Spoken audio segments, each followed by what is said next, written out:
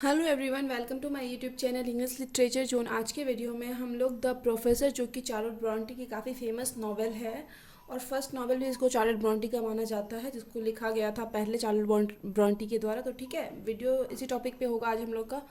Video शुरू करते हैं। वीडियो इजी लैंग्वेज में होगा। वीडियो के थ्रू आपका हेल्प होता है आपके सिलेबस का, तो प्लीज़ आप लोग वीडियो को लाइक करना, चैनल को सब्सक्राइब करना और कमेंट करके बताना वीडियो को कैसा लगा। ठीक है, तो वीडियो शुरू करते हैं। The Professor is considered as first novel written by Charlotte Bronte. Charlotte Bronte के द्वारा लिखा गया द प्रोफेसर को, है ना, पहला नॉवेल माना जाता है। It was written before his masterpiece novel Jane Eyre. इसको लिखा गया उनके मास्टरपीस यानी प्रमुख नॉवेल जेन आयरे से पहले। सबसे फेमस नॉवेल चार्लोट ब्रॉन्टी का जेन आयरे को ही माना जाता है, but rejected by many publishing house during the author's life time. लेकिन इसको ढेर सारी पब्लिशिंग हाउस के द्वारा रिजेक्ट किया गया ऑथर के जीवन काल के मतलब जब ऑथर जीवित थी तब तक इसको ढेर सारी, मतलब कोई भी पब्लिश करने के लिए इस बुक को रेडी नहीं हुआ कोई भी publishing house. But it was published posthumously in 1857। उनके मरने के बाद 1857 में इसको पब्लिश करवाया गया with the approval of husband Arthur Bell Nicholls. Arthur Bell Nicholls, जो कि चार्लोट ब्रॉन्टी के हस्बैंड थे, उनके अप्रूवल से इस नॉवेल को उनके 1850 में पब्लिश करवाया गया।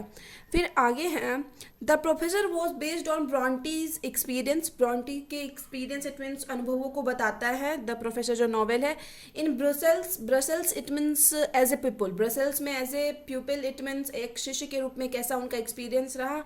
And teacher at Constantin Heger's school for girls, और गर्ल्स का जो स्कूल था मतलब कॉन्स्टेंटिन हैगर में, तो वहाँ पे उनके एक टीचर के रूप में एक्सपीरियंस को बताता है। ठीक है, in the novel William Crimsworth an Englishman. इस नॉवेल का जो सबसे मेन कैरेक्टर या इंपॉर्टेंट कैरेक्टर जो है वो है विलियम क्रिम्सवर्थ। ठीक है, becomes a teacher in Brussels and fall in love with fellow teacher. तो उसको क्या होता है ना कि विलियम क्रिम्सवर्थ के साथ कि वो एक टीचर बन जाता है ब्रसेल्स में, एंड फिर उसको खुद के एक फेलो टीचर इट मीन साथ में जो टीचर पढ़ाते हैं ना, साथी टीचर के साथ प्यार हो जाता है। The author of this novel Charlotte Bronte was one of the most famous Victorian women writer and a prolific poet. ठीक है, एक फेमस विक्टोरियन राइटर के रूप में और जानी जाती है, जो कौन है, चार्लोट ब्रॉन्टी। विक्टोरियन एज के भी प्रमुख ऑथर के रूप में जानी जाती है।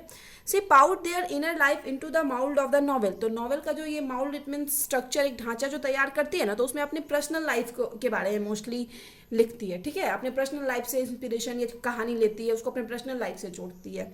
She was best known for her novels included. वो अपने बेस्ट नॉवेल्स के लिए जानी जाती है, जैसे उसमें शामिल है जेन आयरे, विलेटे, सर्ली, ये सब उनका काफ़ी फेमस वर्क है।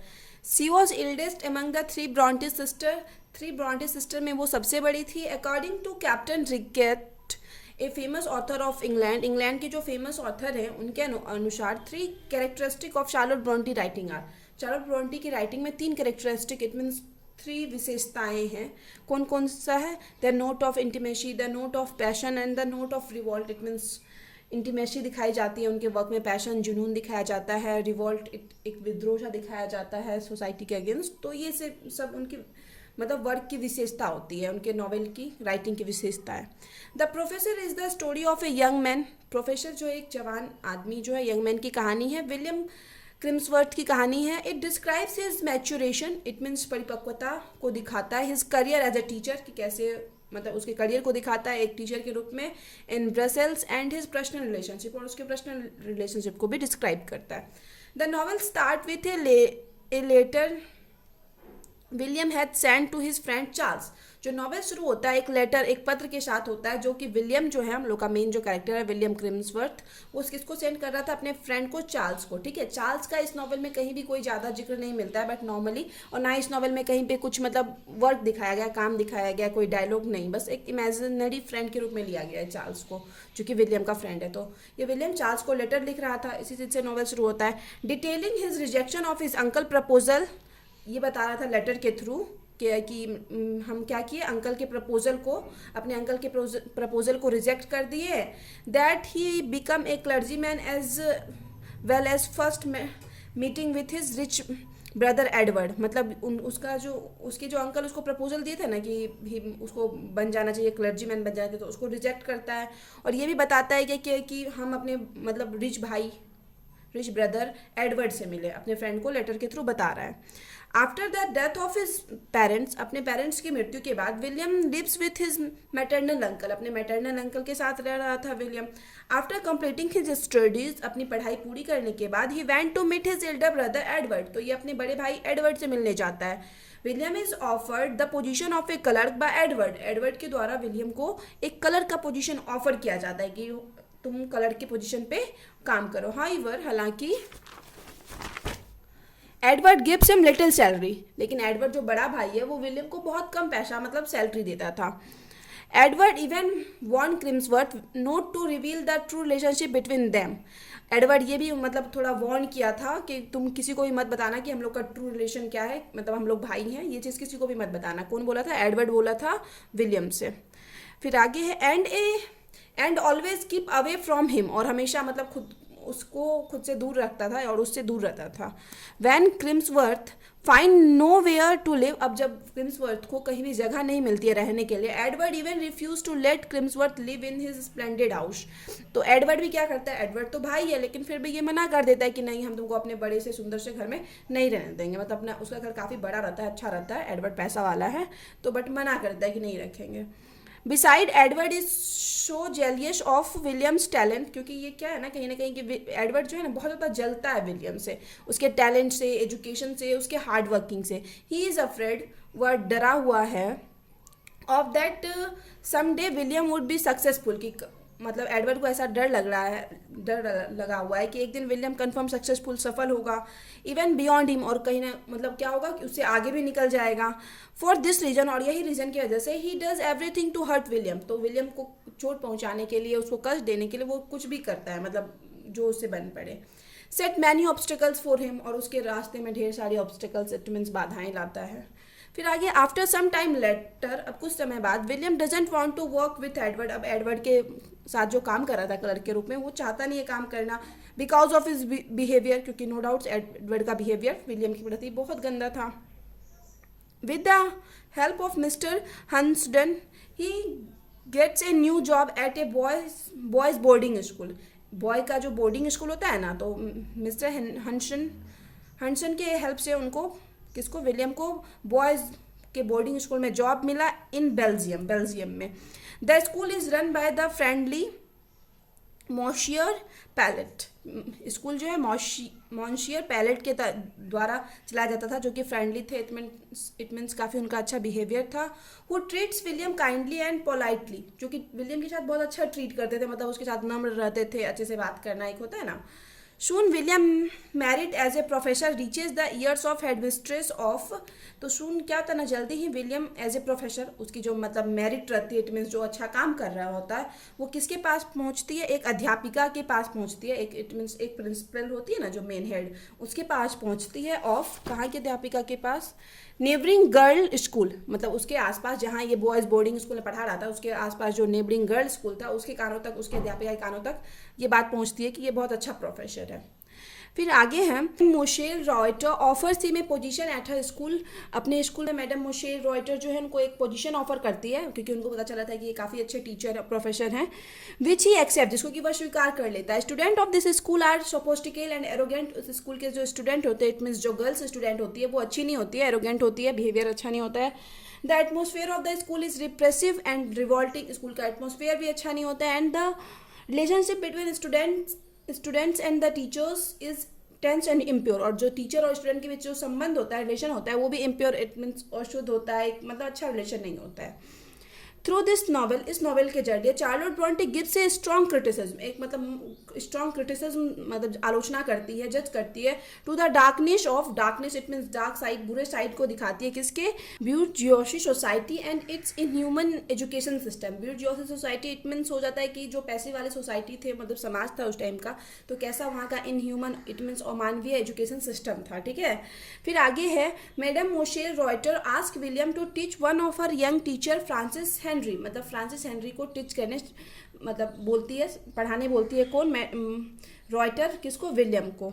सी ज्वाइंस हिज क्लास, वह ज्वाइन करती है, इट मीन्स जो फ्रांसिस हेनरी है वो ज्वाइन करती है विलियम के क्लास को, hoping to get a bit more experience with the language, इस होप में कि वो जो लैंग्वेज है ना वो काफ़ी अच्छे से सीख पाएगी, अच्छा अनुभव ले पाएगी। William slowly fall in love with Francis, और विलियम को क्या होता है ना, स्लोली लव हो जाता है, इट मीन्स वो धीरे धीरे पसंद करने लगता है फ्रांसिस को।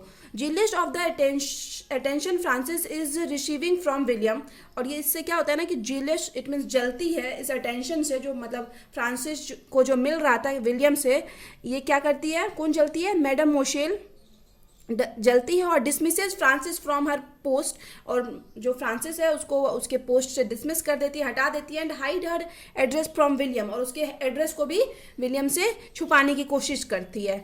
After a long search he reencounters Frances, और काफ़ी सर्च करने के बाद जो है विलियम फिर से मिलता है फ्रांसिस को ढूंढने के बाद। Both of them expresses their feeling of love with each other, दोनों एक दूसरे के साथ अपना प्यार वाला फीलिंग जो होता है, लव वाला फीलिंग शेयर करते हैं। ऑन द अदर साइड, वहीं दूसरी तरफ madam Michelle had accidentally fallen in love with him herself, it means यहाँ पे विलियम से खुद मैडम मोशेल को क्या होने लगता है, प्यार होने लगता है, उसको पसंद करने लगती है। इस वजह से ये क्या करती है, फ्रांसिस हेनरी को उसके पोस्ट से हटा भी देती है। Not wanting to cause a conflict between Monsieur Pelet, William leaves his establishment, और विलियम नहीं चाहता है कि मतलब इसकी वजह से प्रॉब्लम हो किसके किसके बीच में, मॉशियर और मैडम मोशेल के बीच में। मॉशियर कौन था, जो बॉयज़ स्कूल का हेड था, और ये मैडम मोशेल गर्ल्स स्कूल की हेड है, तो कहीं ना कहीं इन लोगों का रिलेशनशिप चल रहा था, तो ये विलियम नहीं चाहता था कि इन दोनों के बीच में प्रॉब्लम हो, तो ये इस वजह से ये अपना उस टाइम जॉब छोड़ देता है। William again get a new position as a professor at a college, फिर से विलियम को एज ए प्रोफेसर कॉलेज में पोजीशन मिलता है फ्रांस के कॉलेज में, एंड बोथ गेट मैरिड, और दोनों शादी कर लेते हैं। The two eventually open A school together and have a child, दोनों मिलकर एक स्कूल खोलते हैं और दोनों को एक बेबी भी होता है। दस इस प्रकार थ्रू दिस नॉवेल, इस नॉवेल के जरिए Charlotte quotes her on life experience, अपने खुद के लाइफ के एक्सपीरियंस को बताती है। Frances Henry the heroine in the professor, Francis Henry जो इस द प्रोफेसर की हीरोइन है, has many similarities with Charlotte Bronte, Charlotte Bronte के साथ उसकी बहुत सारी समानताएं देखने को मिलती है कि मतलब दोनों में बहुत ज़्यादा सिमिलैरिटीज़ हैं। बाकी है Francis Henrys father is a teacher, Frances Henry जो इस नॉवेल की कैरेक्टर है उसके जो पिता थे वो टीचर थे, सेम एज चार्लोट ब्रॉन्टीज फादर, जैसे कि सेम चार्लोट ब्रॉन्टी के पिता थे वो भी टीचर थे। Frances used to be a teacher in a boarding school, Frances भी एक बोर्डिंग स्कूल में टीचर थी। Charlotte also used to be teacher in a charity school, और चार्लोट ब्रॉन्टी जो है तो चैरिटी स्कूल में एक टीचर थी। Frances loved his teacher William Crimsworth, Frances को अपने टीचर विलियम क्रिम्सवर्थ से प्यार हो जाता है। And Charlotte Brontë also loved his French teacher, और चार्लोट ब्रॉन्टी को भी अपने फ्रेंच टीचर से प्यार हो जाता है। एट लास्ट, और अंत में, क्रिम्सवर्थ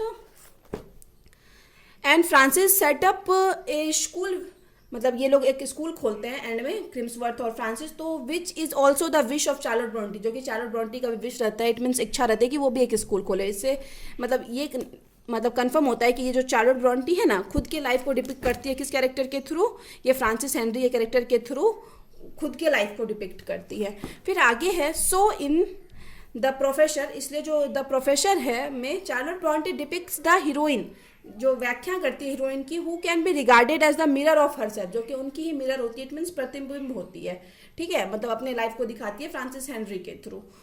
देयर इज नो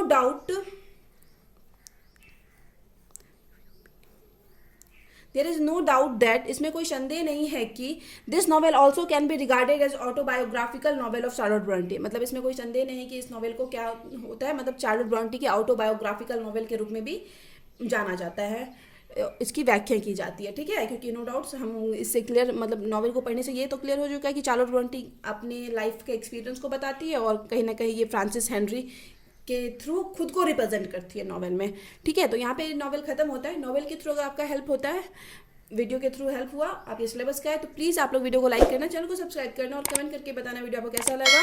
मिलते हैं नेक्स्ट वीडियो में नेक्स्ट टॉपिक के साथ।